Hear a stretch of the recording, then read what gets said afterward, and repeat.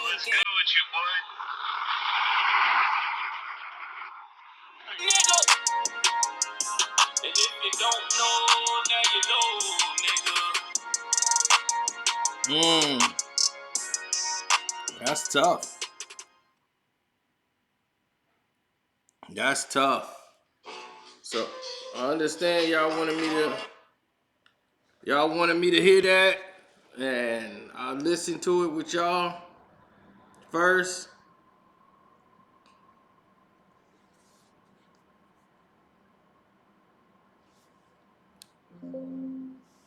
Yeah, I missed it because I was doing a live stream with Mace. I got the alert that Mace had did an IG. Mace come out like once, like he ain't on the gram like that. Like he might be in the, looking at stuff, but he don't be on the gram like that. He gonna do, see, now you owe Freddy P an apology. No, I do not. Because Mace made a song that appears to be that he's talking about Diddy. We all know it's Puff that he really talking about in the situation there, but the energy can go to any record owner or record producer. But are you finna try to, did you not listen to the song? I mean, I listened to lyrics. I'm listening to him saying, don't put my situation and compare mine to another person that's on the label, another bad boy artist or whatever, and their gripe and whatever is going on. So whatever Freddie P going through ain't the same thing Mace talking about. It might be some similarities in there, but let's not get it twisted. Freddie P is not Mace. All right? So to assume that they're in the same boat as far as the worth, you will be losing your mind. Freddie P ain't got no more money, more problems. He don't have a gripe like Mace could have. Mace was the engine in all of it. His pen moved the label. Do you understand that? When Big was gone, Mace was the guy his pen kept it moving. That's a whole different situation than Freddie P. Okay, but the timing of this aligns with what Freddie P was talking about. It's like, oh, Freddie P got all this attention and sympathy. Then here comes Mace with this song. So now it just looked more bad for Diddy. It just looked, oh my God, he ripped these guys off and stole from them. He's just really doing business. I don't know if he still got like Mace Masters or something like that. He might have his publishing or whatever. I don't know. I'll try to talk to Mace and see what's going on. He just asked me for my phone number too, just about 3 minutes ago. In the while the song was actually playing, Mace just asked me for my number. So he ain't hit me back yet, but we'll see. But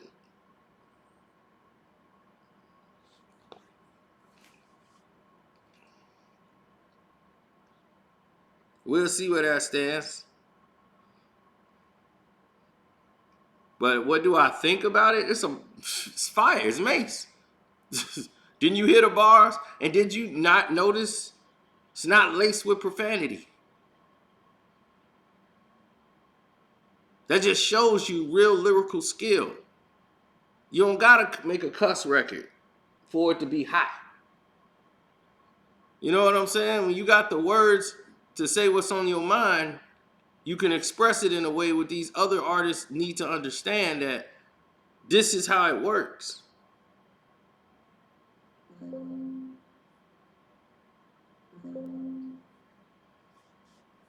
I knew when it was said the Oracle 2, I said, uh-oh. And when it said liberation of Mace, I said, okay, this is gonna diss on Puff.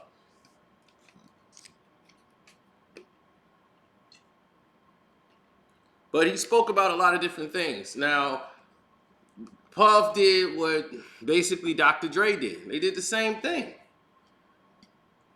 How many of those songs Daz produced that Dr. Dre put his name on?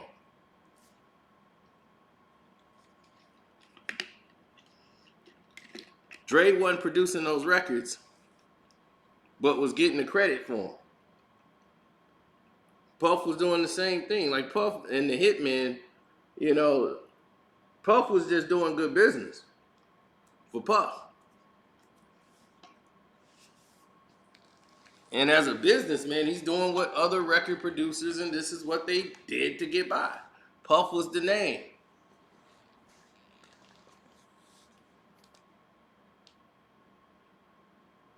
But what I don't understand is that all these other executives who are ahead of people like Puff, Puff wasn't a real big fish back then.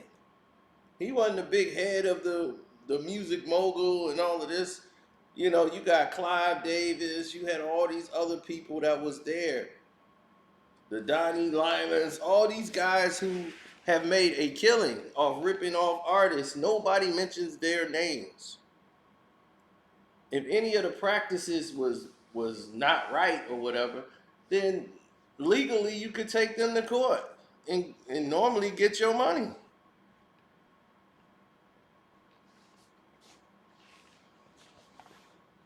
But I don't even think it's about that. I think Mace is probably upset because Mace, from what I heard, the first time he got paid in advance. Like he got the money and then he went to the ministry. Remember, he walked away. And then when he came back, he just knew his worth. Like, look, I'm not going to come back for nothing less. It's going to have to be something more than that. So they came back, and then he was supposed to go to G Unit. And, you know, Puffy didn't sign off on it because whatever reasons him and Mace couldn't come to an understanding or an agreement. So, and that didn't go through. 50 was pissed. Things just went left, man. It was just like, what's really happening out here? But he went back into the ministry, man. He was back in ATL trying to do good and change his life because he cared more about his soul than money.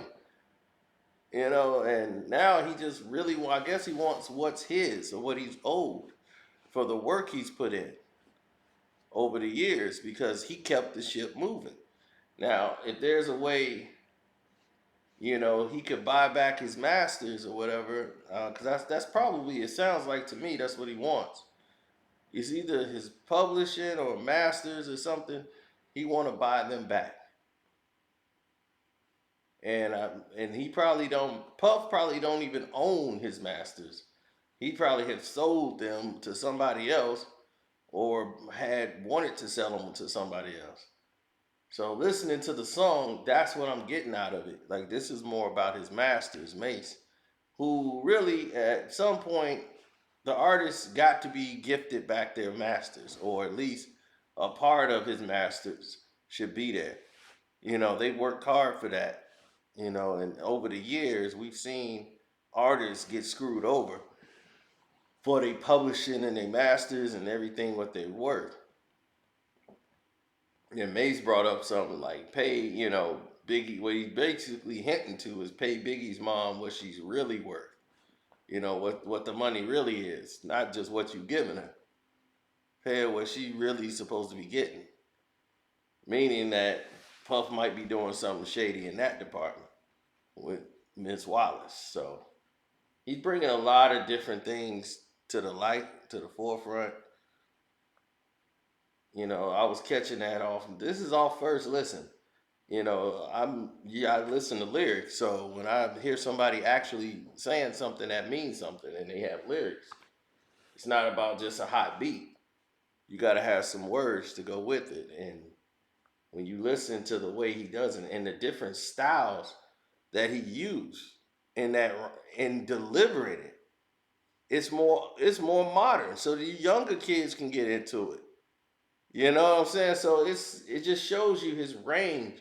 And it also let me know that this guy been writing for people. Mace been writing for some folks. I'm telling you right now, y'all been bobbing your head to Mace songs for years and didn't even know it. I'm serious. I am dead serious. Y'all been bobbing y'all head to Mace and didn't even know it. So y'all tell me what y'all think about the track. I just listened it to y'all, first listen. Y'all go ahead and let me know what y'all think, so I always, intrigued by people who got all these different comments and different thoughts about the actual, art. So,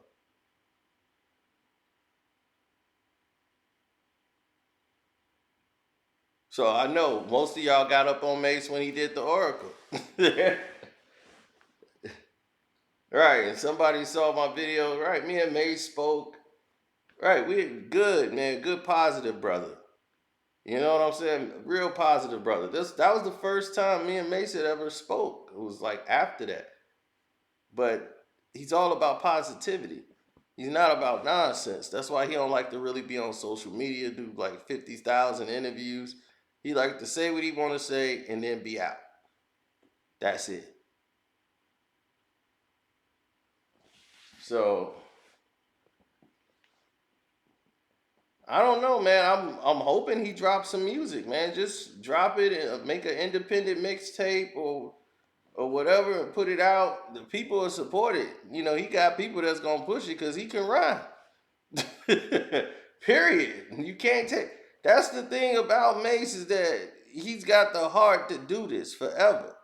He's he don't really have to, I guess, but if he want to, he can come out and do it whenever he feel like it. Mace is a true artist, man. Like he has hustle and grind. But for everybody who's trying to compare this to Freddy P situation, it's like don't do it. They're two different type of situations all together, two different positions. So I don't whatever Freddie P got going on, let him deal with it his way.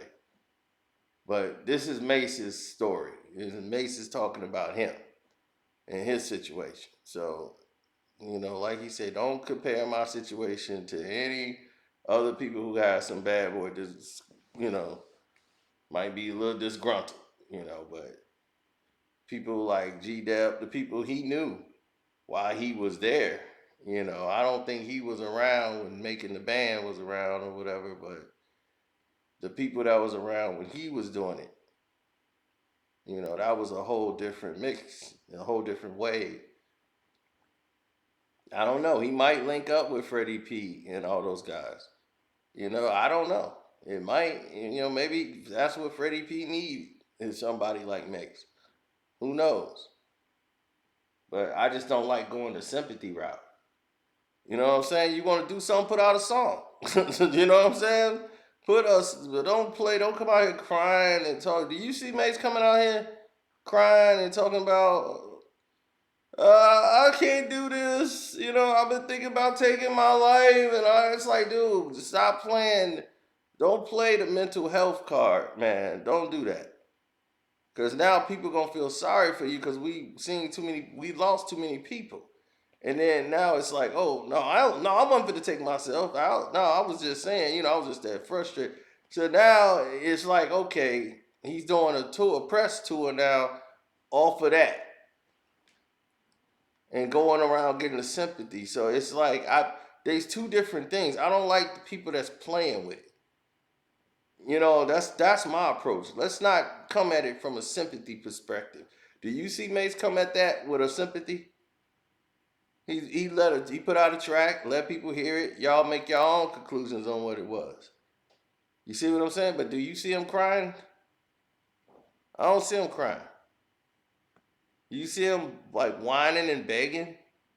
No, you don't. You see a man. You hear and see a man handle it in a whole different way. Like I said, two different boats. Whatever Freddie P got going on, that's his situation.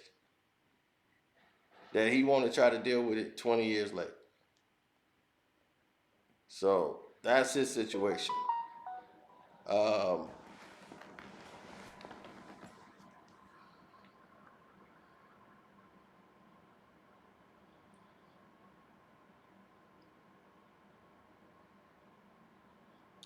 Yeah, Mace hit me back again. I'll let you know what he said. He asked me for my number. I gave it to him. So that's where we at.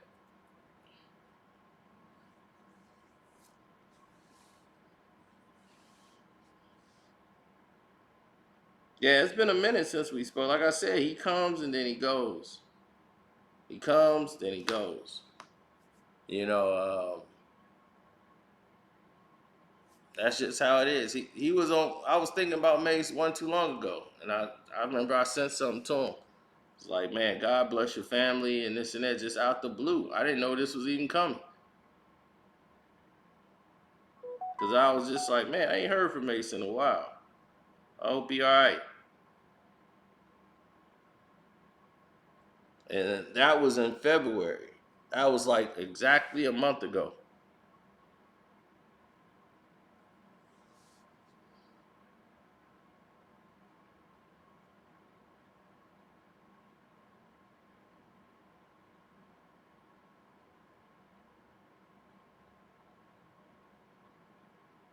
So, yeah. On that note, I'm gonna get out of here, man. Go back to watching these games. Wanted to give y'all my thoughts. So that's my thoughts. I'm out, man. Peace.